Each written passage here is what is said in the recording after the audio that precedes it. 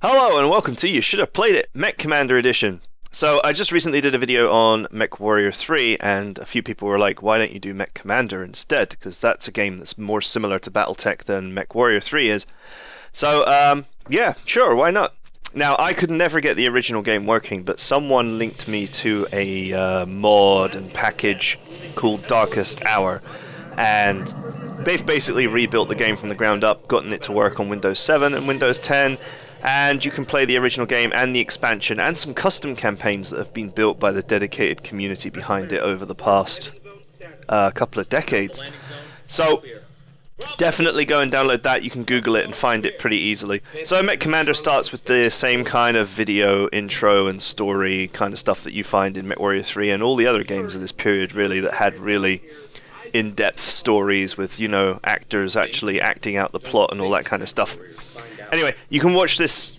I mean, the game is now free. Microsoft gave it out for free, and you can get Darkest Hour and just download the whole game, get it installed and play it. So I'm not going to waste your time with the intro video. We are going to get straight into the action. So I'm just going to go with original merge, which is the original campaign. Incoming transmission. And you can see you've got your video plot here. Not quite as good as Mech Warrior 3, I must admit, but it's not too bad. And you can also now I don't know if in the original game you started with these mechs or not, to be honest, but they're very difficult to deploy because you don't have the tonnage to deploy them, so you're actually better off deploying these three small mechs by themselves anyway. But they're there, and what you can do is you can if you so wish, you can strip them of all the equipment and perhaps use it in some of these other mechs here. So there's a catapult, and that comes with a load of LRMs, so we can nick them, and we'll put those back away. So there's a full customization system, so you can purchase Mech Warriors, components, vehicles, etc. It's combined arms, just like Mech Warrior 3, which is always very cool. And then you can go to the mech bay and actually customize it. This is not the kind of customization that you can enjoy in Mech Warrior 3 again, but this game did have a lot of depth to it as well. Ammunition is still counted and all that kind of thing. So if you see here with this light autocannon, it has a weight and it has 100 shots, so you do have ammo management in the game. All the armor is modeled, all the internals are modeled, so there's a lot of detail behind a very simple interface. Anyway, so what we are going to do is we're going to use some of this stuff because it's here. We're going to give everybody a PPC so that we're all medium range, and then we can add a laser for a little bit of extra short-range firepower. This Commando W has got more weapons loadout than the Commando A. These designations, by the way, A is for armor, which means that it's the more armored variant. W is for weapons, so it's got more tonnage for weapons. And then there's a J variant for jump jets, which I never really used jump jets much in this game, but you know, it is what it is. I never want to go with a light autocannon and have a bit of extra long range. Or maybe we go with some LRMs. They are always useful. Okay, so I'm pretty happy with this setup, so let's go with that. So we'll go to deployment and we'll deploy these. Commencing deployment. Mech Warriors prepare for combat. On my screen. So here we go. It's you know, it's like your normal strategy game interface. But obviously you have a lot more detail to what you can do in this game. It's not just simply a matter of clicking the units around. Hunter here. I'm detecting a new sensor. You can order units to target particular components on enemies, or to just fire whatever they have. There we go, let's go. The Mech Warriors that you start with have all got terrible gunnery, so another one bites the dust. You will miss a lot of shots. I can also make them run as well. Now if you run, your sensor rings shrink dramatically, so you can't really see what's going on around you, so just be very careful when you're running around. But I know this mission off by heart, so I'm just going to fly through it here just to demonstrate. I'm on it, sir. Boom! Got one. I'm on it, sir. Oh, armored car. Let's get rid of that. Yes, sir. Man, I can't see through the smoke. This is Hunter. Got one. Got one. I'm on it, sir. Yes, sir. So you see here, if I click on links Got one. and I go to data, I can see under payload how many missiles he's got left for his various weapons. So his SRM pack has got 59 rounds left. And you can also examine the front and rear armor, although the bottom panel here just Yes, sir. shows it simply. What's for that? I'm on it, sir. So the briefing is to basically go to these 3 points and wipe everything out. So that's what we're going to do. Wait here. Yes. Target destroyed. Yes, sir. Eat this. Missiles away. I can't remember if there is a key that lets you attack without using weapons that use ammunition. Mission objective complete. What I tended to do in the game where ammunition really matters is I would have a mech that had no weapons that required ammunition and use that to clean up all the buildings and vehicles and other garbage that infests the game, and save my mechs that had high power, you know, high ammo consumption weapons for when I really needed them, when I had to deal with some wretched mech like a Mad Cat or whatever. So anyway, we're proceeding to the second objective, which is to destroy this small outpost down here. This is the beast. Uh-oh. New contact. I'm on it, sir. So there's buttons here for shoot from position, short range, medium range, and long range. So I just ordered them to shoot from medium range because this turret is short range, so it can't engage. Let's go. You can also order your guys to shoot at legs, arms, head, whatever. I'm on it, sir. Oh, I took a nasty hit. So if I press 8 and click on this mech, my guys will try and shoot at the head. But a lot of shots are going to miss. This is Link. I'm under attack. However, if you do manage to shoot an enemy in the head, and there isn't a core reactor explosion, you can salvage enemy mechs, which is very nice. That takes care of him. No, the core went. So since the reactor went up, that mech is almost certainly going to be completely destroyed, so I'm on it, we won't get that one. I'm on it, sir. Not that it really matters that much, I mean, it's just a commando at the end of the day. Get through here. There's no way through here. But later on in the game, Sir. you know, you got to be very careful about Mission objective complete. what you destroy, because you're going to need salvage, you're going to need components, you're going to need mechs for later on. Even if it's just to strip them for components. You know, commando may be a garbage mech, but a commando sometimes comes with a PPC, and that PPC can be quite useful on a different mech. And you can also, of course, just sell it for C-bills and then buy stuff from the shop. So, as I said before, there is quite a bit of depth to Mech Commander as a game. So we're moving in on the third objective now. I'm on it, sir. Let's get rid of that laser turret. And there is a Clan Uriel here, which is very nice to capture if you can capture it. Hunter here. Have a It's new not contact on my actually screen. easy to I'm capture. on it, sir. This is Link. One less enemy crawler. Yes, These sir. vehicles are all unarmed. I don't even know why they're here. They're just like a distraction. Everyone bites the dust. Not even a good distraction. Yes, sir. No problem, sir. Hunter here. Have a new contact on my screen. So let's just try and split my mechs up so that I have some distance between what I'm shooting at. Got one. No problem, sir. Let's get this guy to shoot this I'll one. do what I can. This guy to No shoot this problem, one, and sir. get this guy to shoot this I'm on one. it, sir. Enemy vehicle destroyed. Hunter I here. really New wish I could contact on stop my screen. guy from firing all of his LRMs off, but you know, Man, I can't see through the smoke. that is what it is. Yes, sir. This is Link. I have a new sensor trade. Enemy vehicle destroyed. Try and stick at Hunter optimal here, medium engine range. attack range. Yes, sir. Come on, get out of there.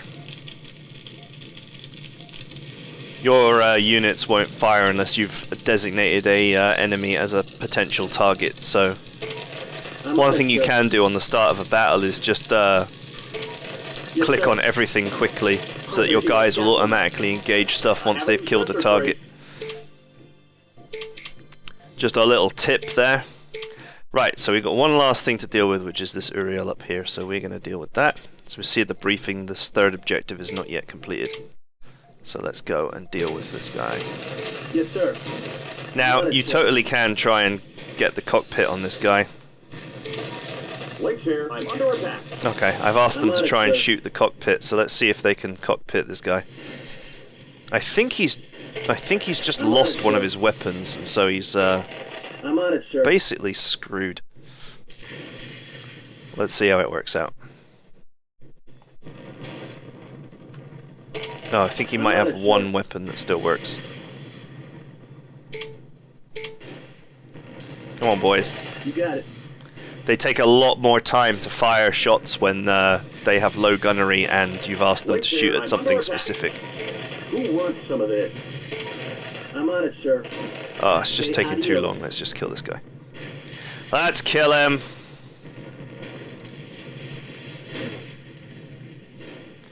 Come back here, I just want to be your friend.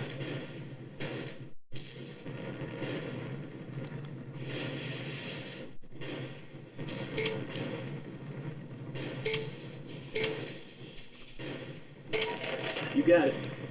Come on, kill him. Mission objective. There we go. That takes care of him. Ah, there goes the reactor. Oh well, whatever. We won't be salvaging that one. Okay, so the 3 objectives are complete. Now, in the original game, this is where the map would end, and it would say, mission successful. Now, there is a hidden, or there was a hidden objective on the first mission. And what they've done in the compatibility pack, or the Dark Age sort of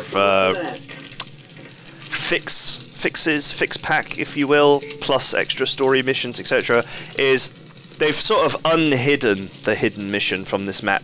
And the map will not actually end until you either succeed or fail at the secondary objective.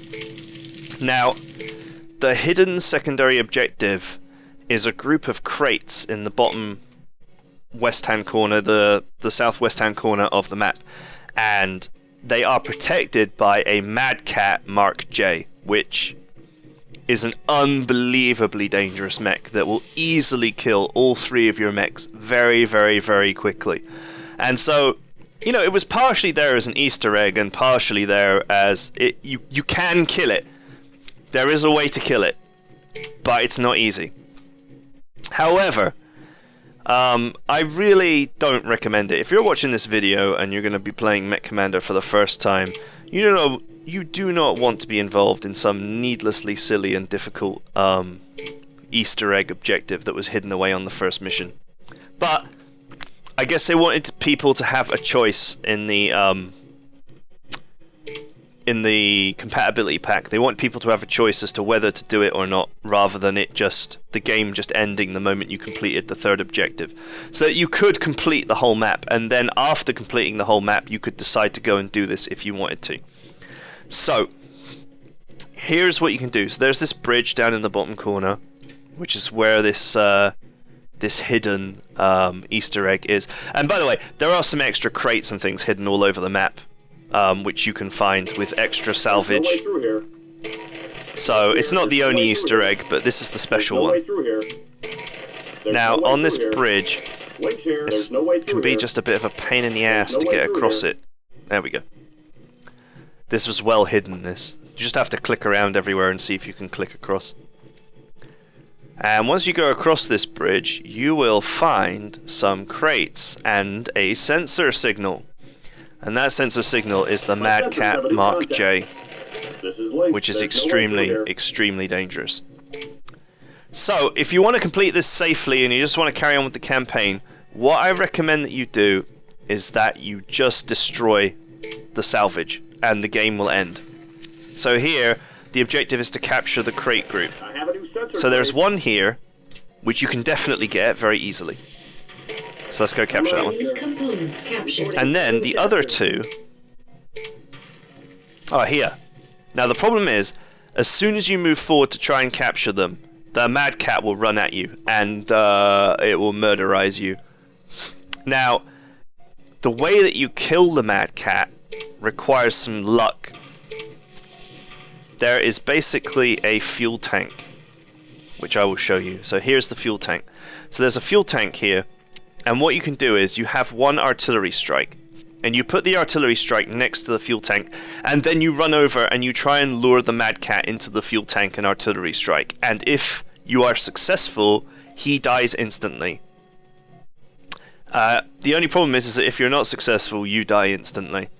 So, is it worth the risk? Well, obviously for a veteran player like me, it's worth the risk, but for you guys, I recommend that you just simply instead use the attack from position command and destroy these component warehouses, which will then end the mission in success.